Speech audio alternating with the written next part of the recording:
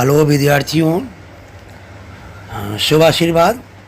आज आपको हिंदी भाषा का तीसरा पाठ नाम चर्चा के बारे में जानकारी दिया जा रहा है। पूरे पाठ का सारांश बतलाया जा रहा है और आप पूरा पाठ स्वयं अध्ययन करें। साथ ही साथ आपको प्रश्नोत्तर की भी जानकारी दी जाएगी। यदि कोई परेशानी होगी तो आप कमेंट बॉक्स में लिखेंगे और आपके परेशानी को दूर किया जाएगा। तो ये पूरे पाठ का सारांश इस प्रकार है। लेखक ने कहा है कि हिंदी साहित्य में अक्सर गतिरोध आते रहते हैं और गतिरोध का समाधान भी होता रहता है। कभी प्रदेश के नाम पर तो कभी बच्चों के नामकरण पर गतिरोध आता ही रहता है और इसका समाधान होता ही रहता है।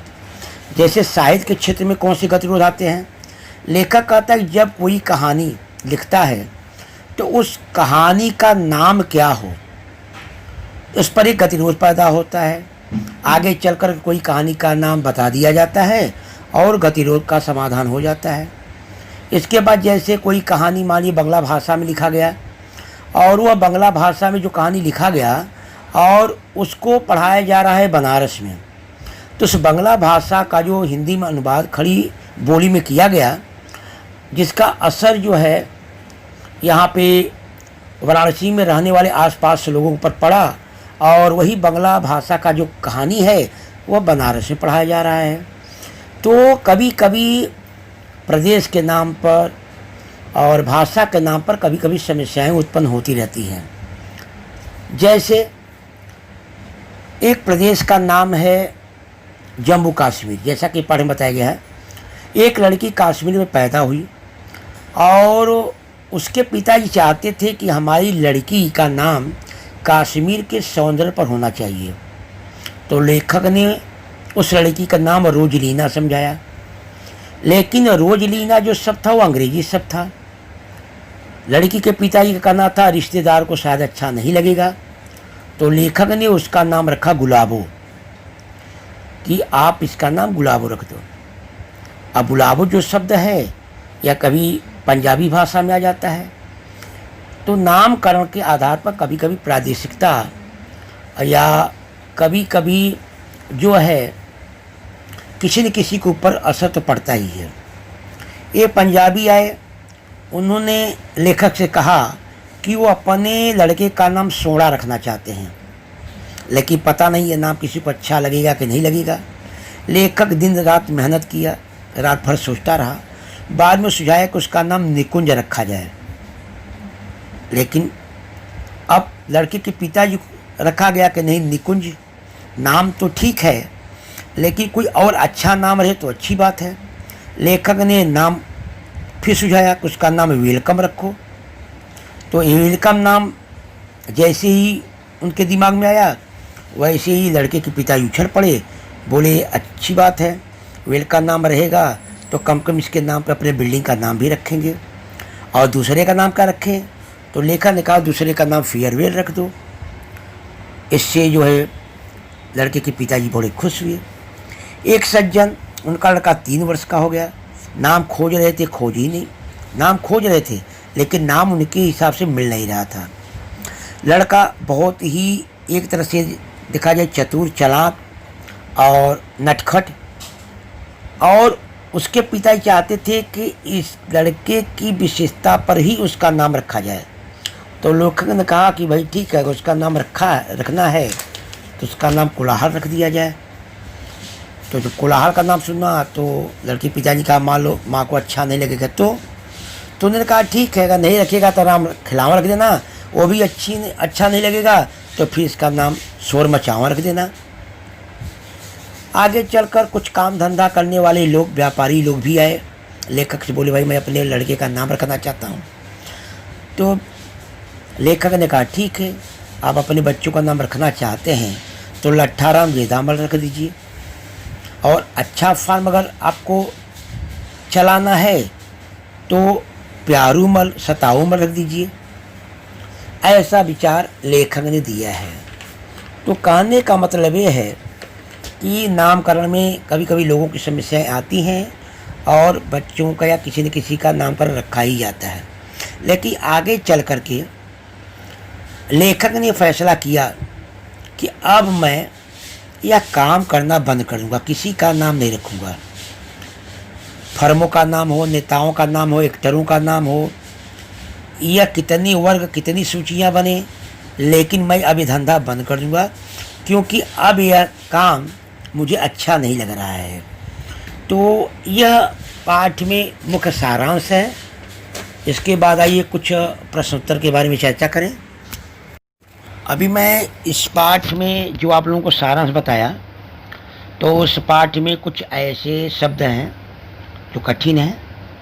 तो परिच्छेद 1 में जाएंगे, तो परिच्छेद 1 में देखिए, स्टार्टिंग में है कि कहते हैं हिंदी के कथा साहित्य में यहाँ से लेकर परेशानी मेरे लिए खड़ी हो गई। तो इसमें कठिन शब्द जैसे गतिरोध है, गतिरोध माने रुकावट, अड़चन, समाधान मतलब हल, भयंकर माने बड़ी या डरावनी, संतान माने पुत्र पुत्री, अवरोध माने रुका हुआ।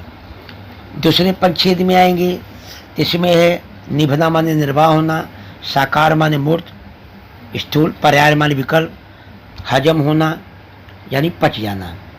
फिर इसके बाद हम आएंगे तीसरे परिच्छेद में। तीसरे परिच्छेद में सोड़ा माने अच्छा, चक्कर माने भंवीरी, भवन लगाना घूमना, निकुंज माने वन और वाटिका। चौथे परिच्छेद में आएंगे, इसमें उपयुक्त माने योग्य, हठ माने जिद, रस माने वो भेद, और कोलाहल माने शोर। इसके बाद पांचवें परिच्छेद में आएंगे, इसमें है टहोका, हाथ या पैर से दिया जाने वाला धक्का, कवर माने समाविष्ट, बिहड़ माने उबड़ खाबड़ विकट, मूर्धन माने शीर्ष, अलौकिक माने विरल असाधारण, प्रतिभा माने बुद्धि, दुर्लित माने औसत दुष्ट और चेष्टा वाला, लोर माने चंचल। तो ये रहे कठिन प्रश्नों के उत्तर, और यानी शब्दार्थ समझ लीजिए। अब आइए आपको प्रश्नोत्तर के बारे में जानकारी दीजिए। जैसा कि पहला प्रश्न दिया गया है आपकी पुस्तक में, जो पहला प्रश्न है वह एक तरह से तालिका है, तालिका को पूर्ण करना है। तो व्यक्ति और उनके बच्चों के लिए सुझाए गए नाम, ठीक है, यह दिया है। जैसे पहला है काश्मीरी व्यक्ति, तो नाम सुझा गया, उसका नाम था गुलाबो। पंजाबी व्यक्ति के वेलकम फेयरवेल। उत्तर भारतीय व्यक्ति है तो कोलाहल शोर मचावन।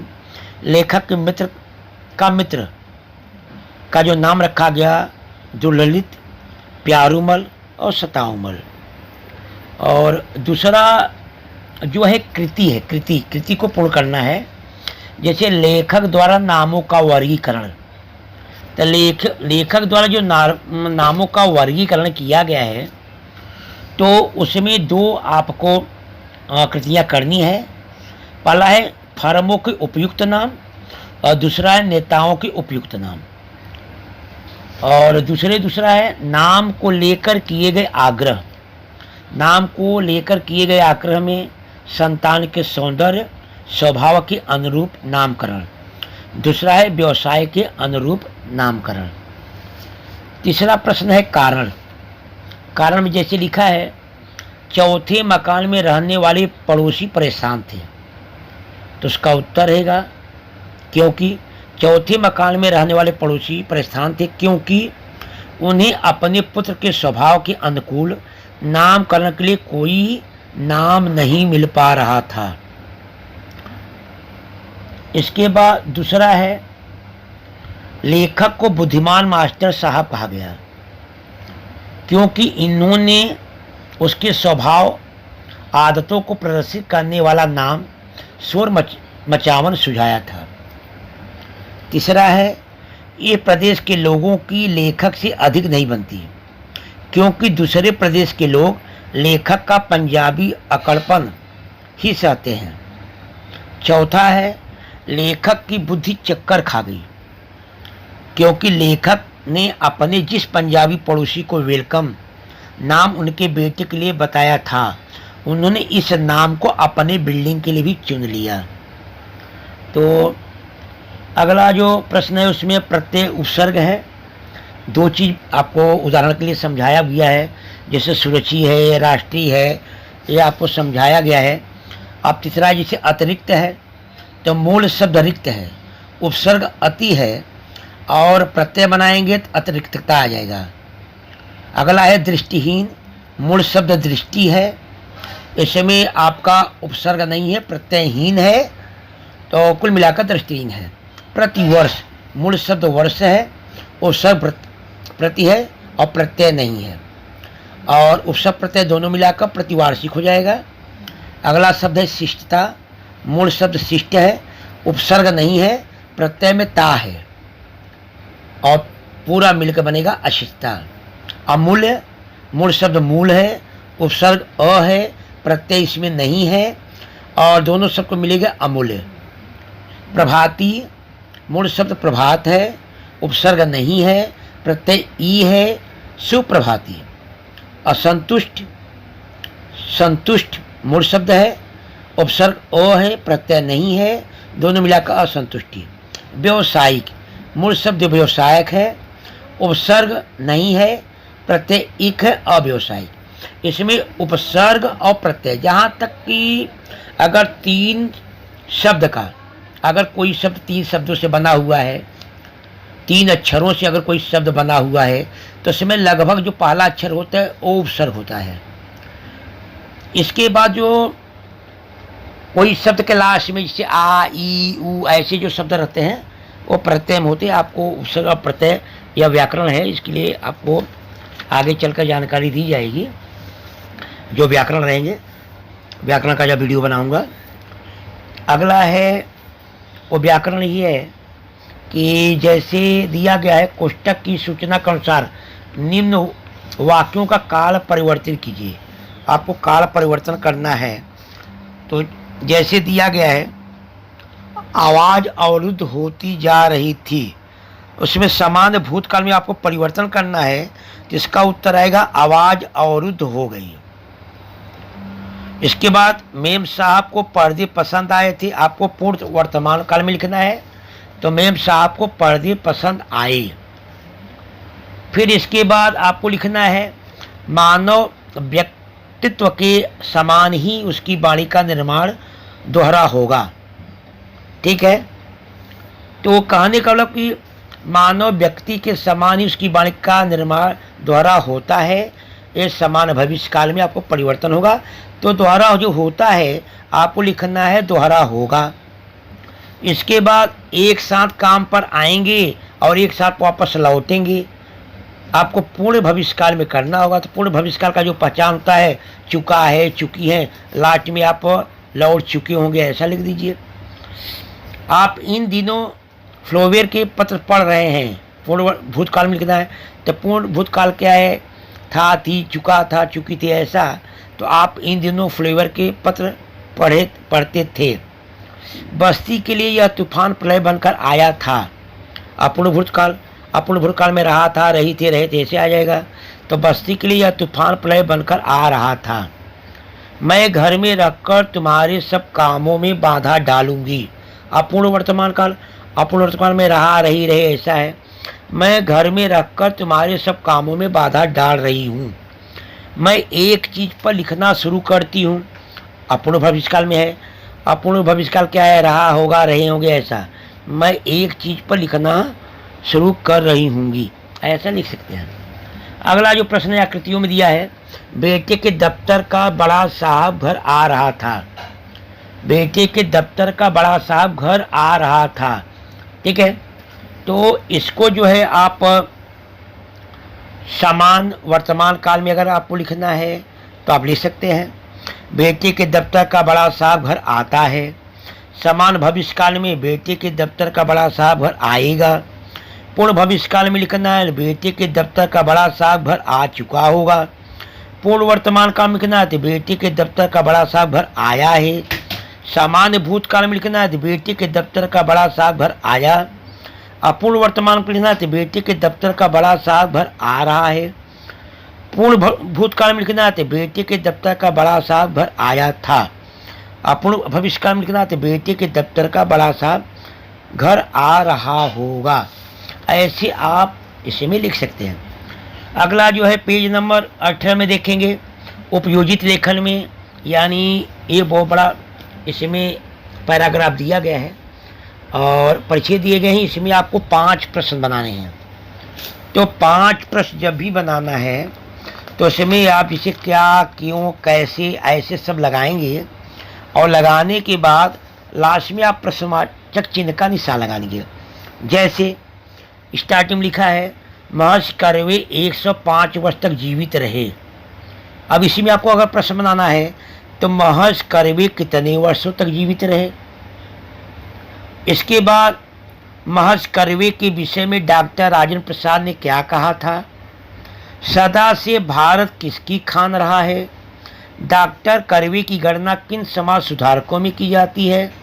डॉक्टर कर्वे ने किस विद्यापीठ की स्थापना की है। ठीक है, इसका सभी का उत्तर एक एक वाक्यों में ही रहेगा। तो ऐसे आपको प्रश्न बनाने के लिए आएंगे। तो यह पाठ आपका इसी पर समाप्त किया जाता है और आप वीडियो को बारीकी से आप देखेंगे, समझेंगे और ये पाठ को आप खुद 2-3 बार, ये पाठ ये हास्य व्यंग है और ये 2-3 बार पढ़ेंगे तो आपको खुद ही समझ में आ जाएगा।